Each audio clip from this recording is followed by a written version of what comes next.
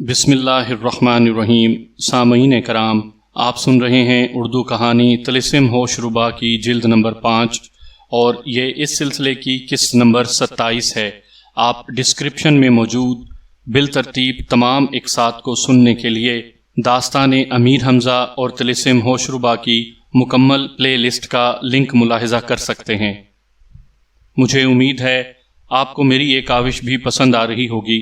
آپ نے اگر ابھی تک میرا چینل کہانی گھر سبسکرائب نہیں کیا تو ابھی میرے چینل کو سبسکرائب کر کے بیل نوٹیفیکیشن آن کر دیجئے تاکہ آنے والی ہر نئی کہانی کی اطلاع بر وقت آپ تک پہنچ سکے۔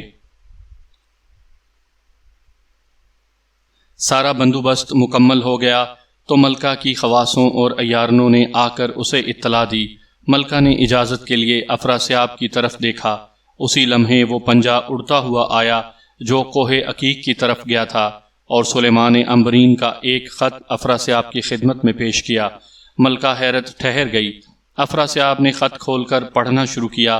لکھا تھا: حضور کی ہدایت کے مطابق سرمست جادوگر زبردست فوج کے ساتھ یہاں پہنچا تھا۔ خداوند لقا نے اسے برکت دی۔ اس نے بڑے کارنامے انجام دیے۔ لشکر امیر حمزہ میں کوہرام مچ گیا۔ اس کے بڑے بڑے سردار گرفتار ہوئے۔ قریب تھا کہ دشمن حوصلے ہار جاتا، مگر افسوس کہ عمرو کے بیٹے چالاک نے مکاری سے سرمست کو قتل کر دیا۔ جیتی ہوئی بازی ہار گئی۔ نئی مصیبت یہ ہوئی کہ سعد بن کباد جو کہ امیر حمزہ کا پوتا ہے، زبردست فوج کے ساتھ دشمن کی مدد کو آن پہنچا ہے۔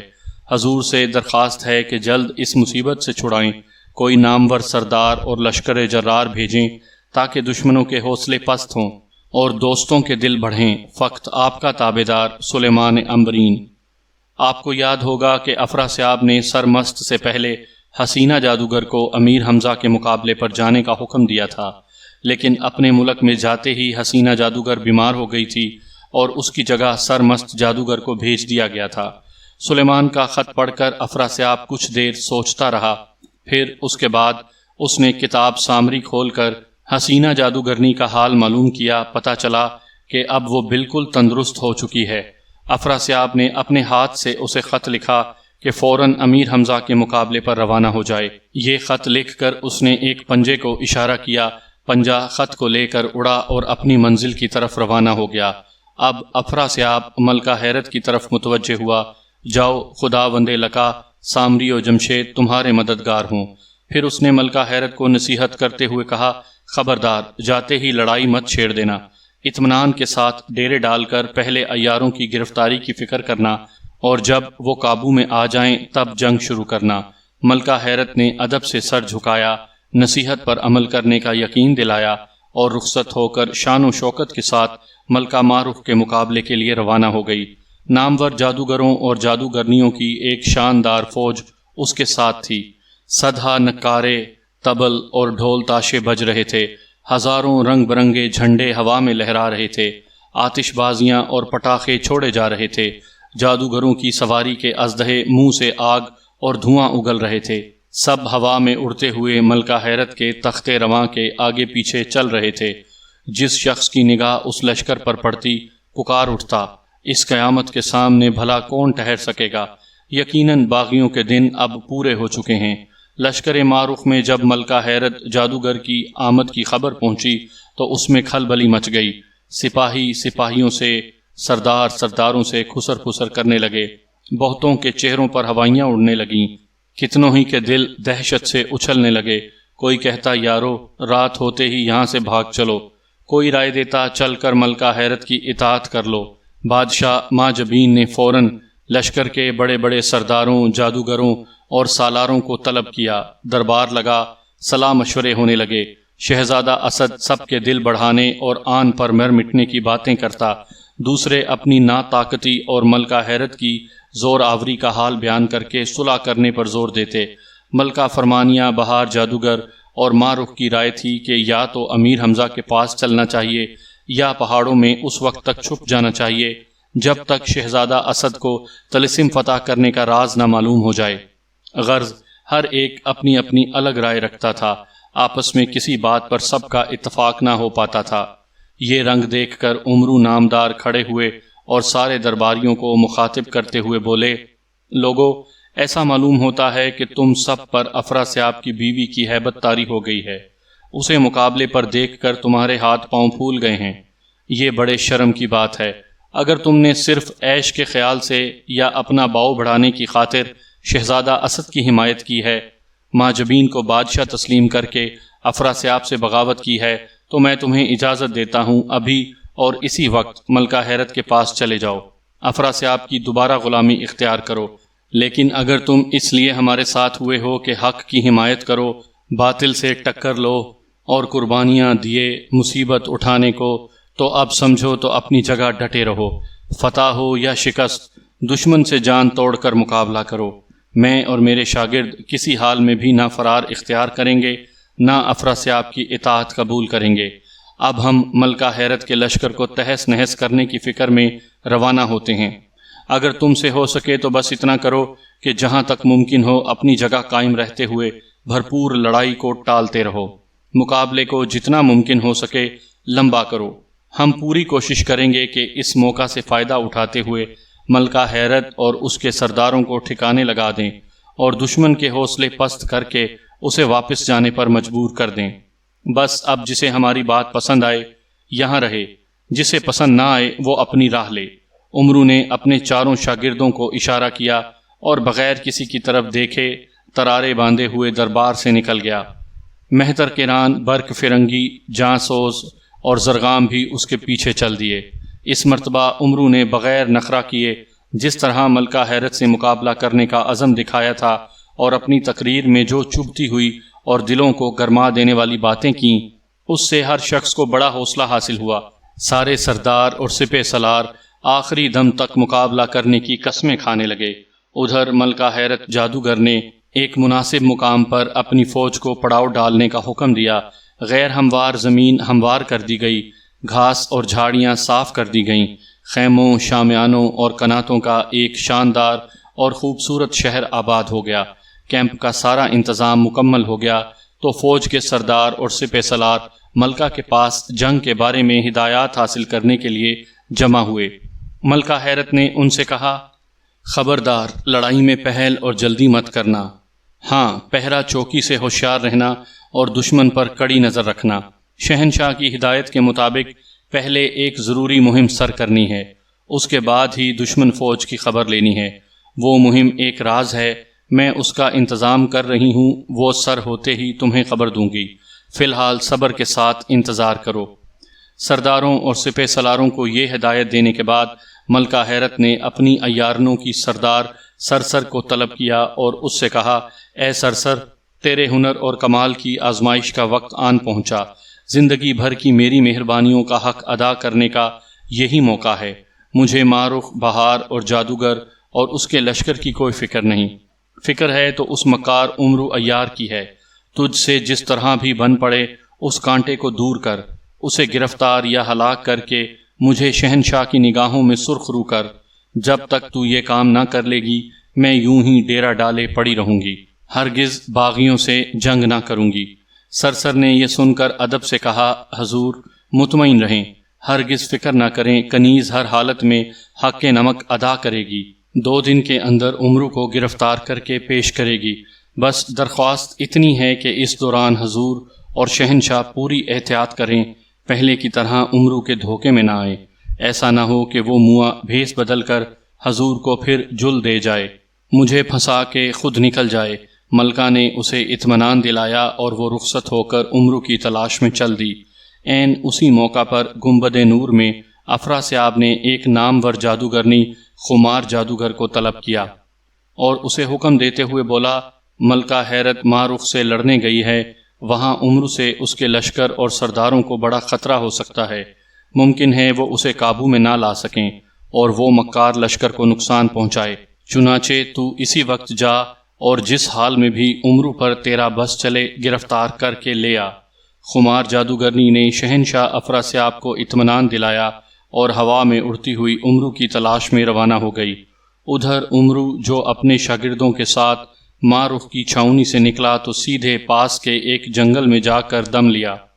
وہاں اس نے اپنے ساتھیوں کو جمع کر کے انہیں ہدایت دی، یارو اپنے لشکر کا حال تم پر اچھی طرح آشکار ہے، اب دشمن کی بربادی اور دوستوں کی سلامتی کا اللہ کے بعد صرف ہم پر دار و مدار ہے۔ گھڑی سخت ہے، جانیں لڑانے اور مکاری کا کمال دکھانے کا یہی وقت ہے۔ یہاں سے ہر ایک الگ ہو جائے، جس طرح بن پڑے دشمن کے لشکر میں خود کو پہنچائے اور ملکہ حیرت کو زندہ یا مردہ اٹھا کر لے آئے۔ اس کے سوا بات نہ بنے گی، مصیبت سر سے نہ ٹلے گی۔ بس اب دیر بالکل نہ کرو، فوراً یہ مہم سر کرنے کے لیے روانہ ہو جاؤ۔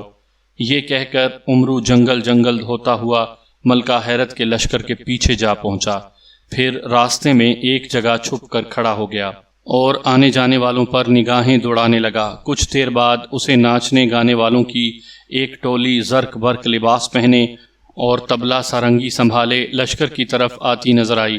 اس نے جلدی جلدی سپاہی کا بھیس بھرا اور ان کے قریب جا کر پوچھنے لگا، تم کون لوگ ہو اور کہاں جاتے ہو؟ ٹولی میں سے ایک رقاصہ نے جواب دیا، اے ہے تو کیسا سپاہی ہے، اپنے افسروں کا حکم بھی نہیں جانتا؟ ارے مورک، ہم ناچنے گانے والے ہیں۔ اتنا کہہ کر اس نے ہاتھ نچا کے 2 ٹھمکے لگائے اور بولی، وہ جو لشکر کے سرے پر بڑا سا شامیانہ لگا ہے وہاں جاتے ہیں۔ ملکہ صاحبہ کا داروغہ وہاں ہمارا ناچ گانا دیکھے گا، جسے قابل سمجھے گا ملکہ کے سامنے پیش کرے گا۔ ارد گرد کی ساری بستیوں میں اس بات کی منادی کی گئی ہے، جسے جسے اپنے ہنر پر بھروسہ ہے قسمت آزمانے پہنچ رہا ہے۔ سمجھ گیا کہ کچھ اور بتاؤں؟ عمرو کو اپنی غلطی کا احساس ہو گیا۔ اس نے جواب دیا، بس بس چپ کر، مجھے تو کیا بتائے گی؟ میں نے تو یوں ہی پوچھ لیا تھا، اور تو سچ مچ سمجھ بیٹھی کہ میں کچھ نہیں جانتا۔ چل جا اپنی راہ لے۔ مراسیوں کی ٹولی ہنستی ہوئی لشکر کی طرف چل دی۔ عمرو وہیں کھڑا رہا۔ جب وہ لوگ اوٹ میں جا پہنچے تو عمرو نے جلدی جلدی ایک مراسی کا بھیس بھرا اور ہاتھ میں ایک تارا لے کر ان کے پیچھے پیچھے چل دیا۔ ادھر سرسر عمرو کو جنگل میں ڈھونڈتی پھر رہی تھی۔ عمرو تو اسے نہ ملا، مگر ایک جگہ پر اس نے عمرو کے پیروں کے نشان دیکھ لیے۔ اس کا ماتھا ٹھنک گیا۔ وہ ان نشانات پر چل کھڑی ہوئی اور کھوج لگاتے لگاتے اس جگہ جا پہنچی جہاں عمرو نے مراسیوں کی ٹولی سے بات کی تھی۔ وہاں سے یہ نشان لشکر کی طرف پلٹ گئے تھے۔ کچھ دور اور ان نشانوں پر چلنے کے بعد اسے یقین ہو گیا کہ عمرو داروغہ کے شامیانے میں ہے۔ وہ سمجھ گئی کہ ضرور وہ کسی گانے والے یا گانے والی کے بھیس میں ہوگا اور اپنا کمال دکھا کر ملکہ حیرت کی محفل میں پہنچنے کی فکر میں لگا ہوگا۔ وہ بھی لپکتی ہوئی داروغہ کے شامیانے میں جا پہنچی۔ وہاں مراسیوں کا زبردست مجمع لگا ہوا تھا۔ جو لوگ ملکہ کی محفل کے قابل سمجھے گئے تھے انہیں دائیں طرف بٹھایا گیا تھا، دوسرے لوگوں کو بائیں جانب جگہ دی گئی تھی۔ جو باقی بچے تھے انہیں باری باری اپنا کمال دکھانے کا موقع دیا جا رہا تھا۔ سرسر نے ایک جگہ کھڑے ہو کر ان مراسیوں اور مراسنیوں پر نگاہ دوڑانی شروع کر دی۔ عمرو ایک بوڑھے مراسی کے بھیس میں موجود تھا اور اپنی باری کا انتظار کر رہا تھا، مگر سرسر اسے بالکل نہ پہچان سکی۔ کچھ دیر بعد داروغہ نے عمرو کو آگے آنے کا اشارہ کیا۔ وہ سلام کر کے آگے بڑھا اور اس کے سامنے جا کر دوزانوں ہو بیٹھا۔ سارے مجمع کی نگاہیں اس پر جم گئیں۔ کچھ لوگ اس کے سفید بال اور مخنچو جیسی شکل دیکھ کر اس کا مذاق اڑانے لگے۔ عمرو نے چاروں طرف نگاہ ڈال کر ایک تارے کو چھیڑا اور آنکھ بند کر کے گنگنانے لگا۔ اس کے بعد جو اس نے تان لی ہے اور ایک پھڑکتی ہوئی غزل چھیڑی تو محفل میں سناٹا چھا گیا۔ مذاق اڑانے والے بھی بے خود ہو گئے۔ داروغہ سوچ بھی نہ سکتا تھا کہ اس بوڑھے کی آواز میں اتنا رس ہوگا۔ اسی موقع پر سرسر چونکی۔ اسے یقین ہو گیا کہ ایسا گانا عمرو کے سوا کوئی اور نہیں گا سکتا۔ یہ بوڑھا عمرو ہی ہے۔ گانے کے اثر سے اپنے آپ کو بچانے کے لیے اس نے اپنے کانوں میں روئی ٹھونسی اور لوگوں کو پھلانگتے ہوئے داروغہ کی طرف بڑھنے لگی۔ عمرو کی جوں ہی اس پر نگاہ پڑی وہ چونک گیا۔ اس کی آواز میں فرق آ گیا۔ داروغہ اور دوسرے سارے لوگ ناگواری کے ساتھ سرسر کو گھورنے لگے۔ وہ سیدھی داروغہ کے پاس پہنچی اور اس کے کان کے قریب منہ لے جا کر کہنے لگی، اس بوڑھے کو فوراً گرفتار کر لے، یہ عمرو عیار ہے، شہنشاہ اور ملکہ کا جانی دشمن ہے، بچ کر نکل گیا تو مشکل سے ہاتھ آئے گا، سپاہیوں کو حکم دے اسے گھیر لیں، جلدی کر وہ ہوشیار ہو گیا ہے۔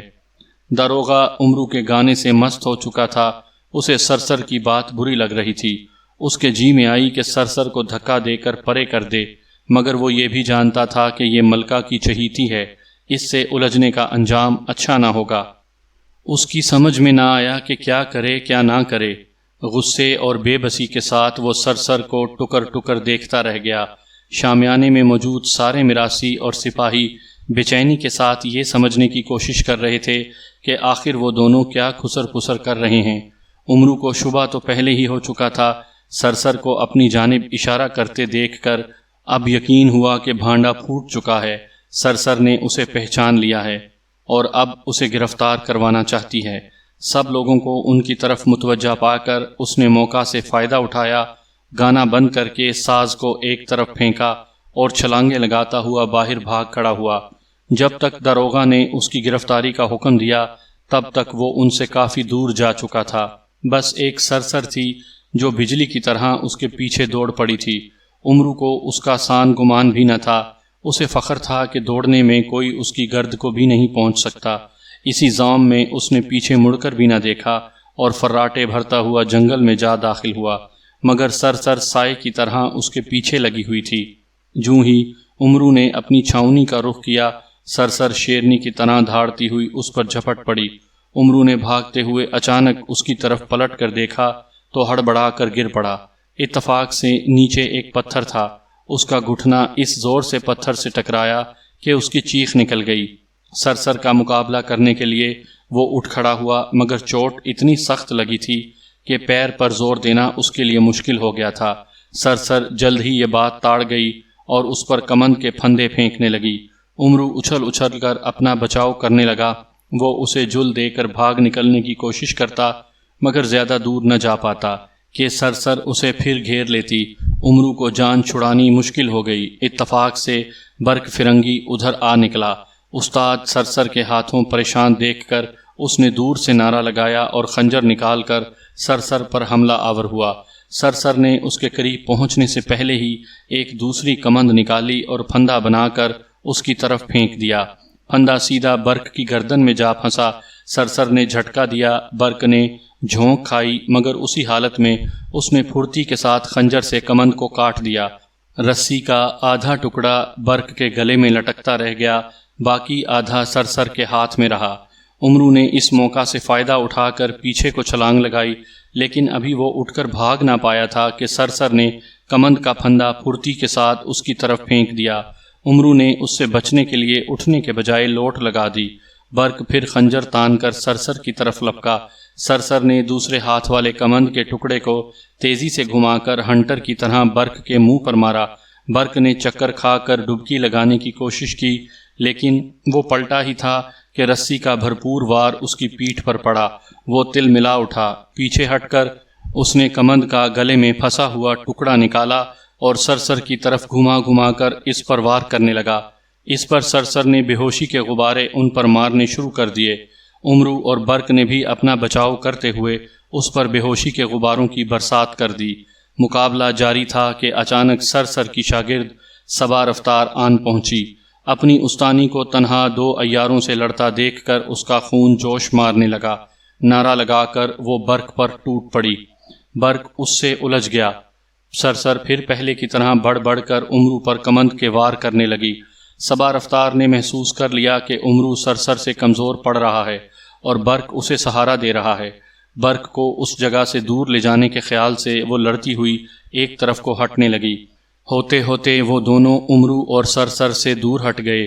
اس موقع پر سرسر نے اپنے حملوں کو اور تیز کر دیا۔ گھٹنے کی تکلیف امرو کو بے حال کیے دے رہی تھی۔ وہ لڑکھڑانے لگا۔ بچاؤ کی اس کے سوا کوئی صورت نہ دکھائی دے رہی تھی کہ کرامتی چادر اوڑھ کر سرسر کی نگاہوں سے غائب ہو جائے۔ ایک بار پیچھے اچھل کر اس نے چاہا کہ زنبیل سے چادر نکال لے، مگر اسی لمحے سرسر کا پھینکا ہوا کمند کا پھندا اس کے بازو میں جا پھنسا۔ امرو نے جھٹکا دے کر اپنا بازو چھڑا لیا، مگر اس کشمکش میں لڑکھڑا کر گر پڑا۔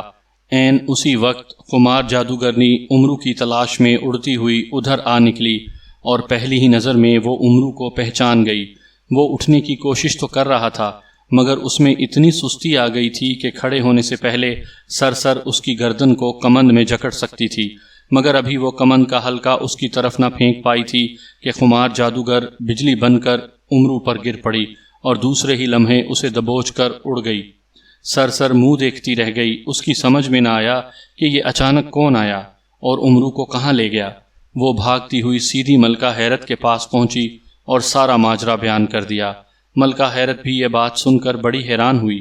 اس نے فوراً ایک خط اپنے ہاتھ سے افراسیاب کو لکھا اور سارا واقعہ تحریر کر کے ہدایت طلب کی۔ ایک تیز رفتار جادوگر یہ خط لے کر اڑتا ہوا گنبد نور کی طرف روانہ ہو گیا۔ عین اسی وقت افراسیاب نے بھی ایک خط ملکہ کو لکھ کر ایک جادوگر قاصد کے حوالے کیا تھا اور وہ خط لے کر ملکہ حیرت کے لشکر کی طرف جا رہا تھا۔ دونوں جادوگر قاصد راستے میں ایک دوسرے سے مل گئے۔ حیرت کے قاصد نے افراسیاب کے قاصد کا خط لیا اور افراسیاب کے قاصد نے حیرت کے قاصد کا، اور دونوں الٹے پیروں واپس ہو گئے۔ حیرت نے افراسیاب کا خط کھول کر پڑھا تو اس کی خوشی کا کوئی ٹھکانہ نہ رہا۔ لکھا تھا، خمار جادوگرنی میرے حکم کے مطابق عمرو کو گرفتار کر کے لے آئی ہے۔ میں چاہتا ہوں کہ اسے تمہارے سامنے ہلاک کروں، لہٰذا یہ خط ملتے ہی روانہ ہو جاؤ، میں منتظر ہوں۔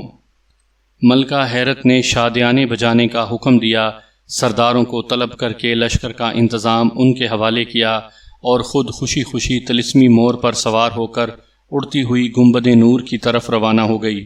دشمن کے لشکر میں خوشی کے نعرے بجتے ہوئے سن کر معروف کے جاسوس خبر لینے کو دوڑے۔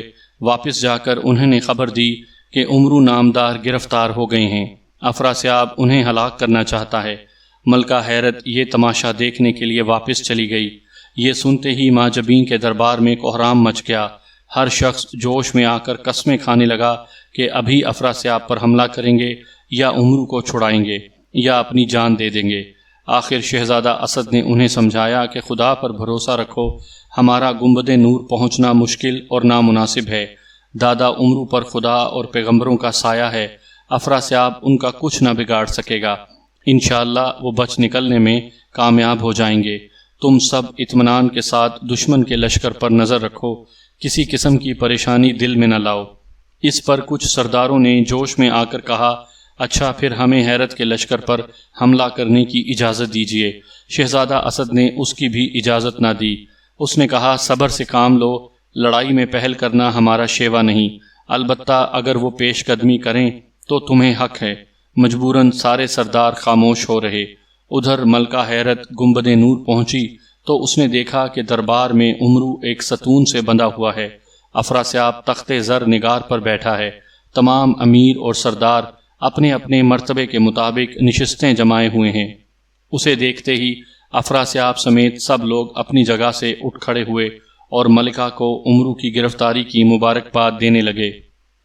ملکہ نے افراسیاب کو آداب کیا۔ افراسیاب نے جواب دے کر اسے اپنے برابر تخت پر بٹھا لیا اور کہنے لگا، مجھے بس تمہارا ہی انتظار تھا۔ عمرو سامنے موجود ہے، جیسا تم کہو گی ویسا ہی کیا جائے گا، تمہارا کیا خیال ہے؟ ملکہ نے شہنشاہ کا شکریہ ادا کیا اور کچھ سوچ کر بولی، اس مکار کو ایسی بے دردی کے ساتھ ہلاک کیا جائے کہ دنیا دیکھے اور عبرت حاصل کرے۔ اس وقت تو خیر رات ہونے کو آئی ہے، کل صبح سورج نکلتے ہی اس کا کام تمام کر دیا جائے۔ سپاہی سارے شہر میں منادی کر دیں کہ تمام مرد، عورتیں، بچے، بوڑھے صبح سویرے گنبد نور کے میدان میں جمع ہو جائیں۔ میدان کے بیچ میں 2 اونچے کھمبے گاڑ کر ان کے سروں پر مضبوط رسہ باندھ دیا جائے۔ اس رسے کے بیچوں بیچ ریشمی رسی سے عمرو کو باندھ کر لٹکا دیا جائے۔ پہلے ساری خلقت عمرو پر پتھر اور تیر چلائے، اس کے بعد تیل کا کڑاؤ کھول کر عمرو کو اس میں ڈال دیا جائے۔ بالا خانے کی چھت پر بیٹھ کر ہم خود بھی یہ تماشا دیکھیں گے۔ افراسیاب نے خوش ہوتے ہوئے کہا، بہت خوب، ایسا ہی کیا جائے گا، مگر رات بھر عمرو کو کہاں رکھا جائے؟ ضرور اس کے شاگرد اسے چھڑانے کی فکر میں ہوں گے، کیا اسے قید خانے میں بھیج دیا جائے؟ ملکہ حیرت کچھ دیر سوچتی رہی، پھر بولی، بہتر یہ ہے کہ حضور ایک ایسا طلسمی پنجرہ تیار کریں جس میں عمرو بند کیا جا سکے، پنجرے کا دروازہ بغیر حضور کے کوئی بھی دوسرا نہ کھول سکے۔ ایسا ہو جائے تو اس پنجرے کو شہر کے دروازے پر رکھوا دیں، رات بھر پنجرہ وہیں ٹنگا رہے، صبح کو میدان میں لے آیا جائے۔ افراسیاب نے ملکہ کی اس تجویز کو بہت پسند کیا۔ اس نے شہر میں منادی کرانے کا حکم دے کر جادو کے زور سے سونے کا ایک پنجرہ بنایا اور عمرو کو اس میں بند کر دیا۔ ملکہ نے عمرو کو چھیڑتے ہوئے کہا، کیوں عمرو، یہ سونے کا پنجرہ پسند ہے نا؟ کچھ اور بھی خدمت کی جائے تیری؟ عمرو نے کہا، خدمت میں تم لوگوں سے ضرور لوں گا۔ اور اس سے پہلے نذرانہ بھی وصول کروں گا۔ روز روز تھوڑی آتا ہوں تمہارے یہاں، بغیر جھولی بھرے واپس نہ جاؤں گا۔ افراسیاب نے اس پر ایک زوردار کہا لگایا، کہنے لگا، اچھا تو اب بھی تو یہ سمجھتا ہے کہ زندہ یہاں سے واپس جا سکے گا؟ یاد رکھ، نہ میرے سوا کوئی دوسرا اس پنجرے کا دروازہ کھول سکتا ہے، نہ اسے کہیں لے جا سکتا ہے۔ نہ بھول کہ تیری زندگی کی مدت بس ایک رات ہے۔ صبح سورج نکلنے کے بعد تو جہنم رسید کر دیا جائے گا۔ اے سبحان اللہ، کیا کہنے! عمرو نے چڑھاتے ہوئے جواب دیا، جہنم رسید کرنے کی باتیں اس طرح کر رہے ہیں جیسے آپ وہاں کے داروغہ مقرر ہو چکے ہیں۔ اچھا یاد رکھیے گا، اگر آپ یہ وعدہ پورا نہ کر سکے تو 10 لاکھ نقد یا گلے میں پڑا ہوا ہار جرمانے میں وصول کر لوں گا۔ افراسیاب نے عمرو کے تیور دیکھتے ہوئے بات چیت یہیں ختم کی اور کوئی منتر پڑھ کر تالی بجائی۔ پنجرا اپنی جگہ سے خود بخود اٹھا اور آہستہ آہستہ اڑتا ہوا شہر کے دروازے پر جا کر لٹک گیا۔ راستے میں جس نے بھی یہ عجوبہ دیکھا دوڑتا ہوا ساتھ ہو لیا۔ تھوڑی ہی دیر میں شہر کے دروازے پر جھمگٹا لگ گیا۔ جو سنتا تھا بھاگا ہوا چلا آتا تھا۔ بچے تالیاں بجا بجا کر عمرو کا مذاق اڑا رہے تھے، عورتیں ٹھٹھولیاں کر رہی تھیں، جوان آوازیں کستے تھے، بوڑھے عبرت حاصل کرتے تھے۔ خاصی دیر تک عمرو بھی مزے لیتا رہا، کبھی کسی کا منہ چڑھاتا، کبھی کسی کی نقل اتارتا۔ لیکن جب آدھی رات ہونے کو آئی اور مجمع کھسکتا نظر آیا تو پہلے تو وہ کچھ دیر تک منہ لپیٹ کر لیٹا رہا، پھر تنگ آ کر اس نے زنبیل سے پردے نکالے اور اندر سے پنجرے کے چاروں طرف باندھ دیے۔ مجمع نے کافی دیر تک شور مچایا، عمرو کو پردے ہٹا دینے پر زور دیا، مگر وہ ٹس سے مس نہ ہوا۔ تھک ہار کر لوگ رخصت ہونے لگے۔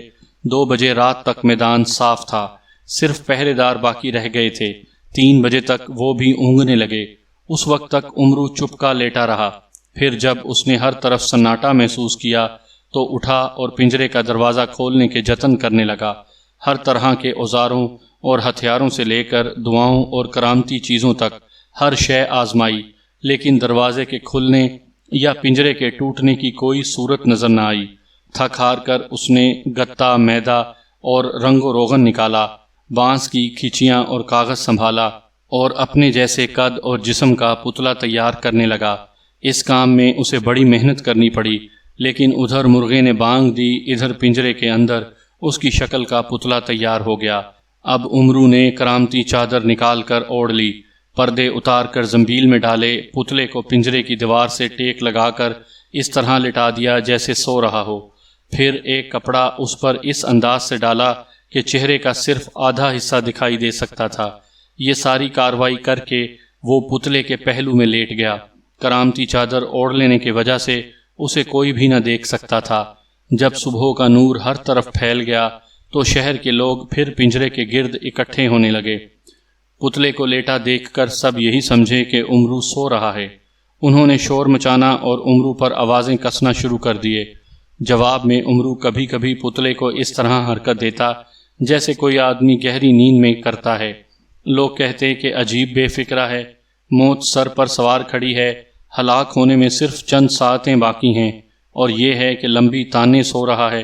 آخر کار سورج نکل آیا، لوگوں کا ہجوم گنبد نور کے میدان میں جمع ہونے لگا۔ افراسیاب اور حیرت بھی بالا خانے کی چھت پر آ بیٹھے۔ 2 اونچے کھمبے میدان میں ایک دوسرے سے خاصے فاصلے پر گاڑ دیے گئے۔ کھمبوں کے سروں پر ایک مضبوط رسہ کس کر باندھ دیا گیا اور ایک ریشمی رسی اس رسے کے بیچوں بیچ لٹکا دی گئی۔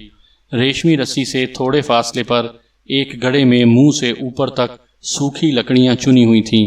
ان کے اوپر پتھروں کے پایوں پر ایک بڑا سا کڑاؤ رکھا تھا جس میں تیل بھرا ہوا تھا۔ پروگرام کے مطابق عمرو کو ریشمی رسی سے باندھ کر لٹکایا جانا تھا اور ارد گرد پھیلے ہوئے لوگوں کو اس پر پتھر اور تیر چلانے تھے۔ اس کے بعد اسے رسے پر کھسکا کر کھولتے ہوئے تیل کے کڑاؤ میں ڈال دیا جانا تھا۔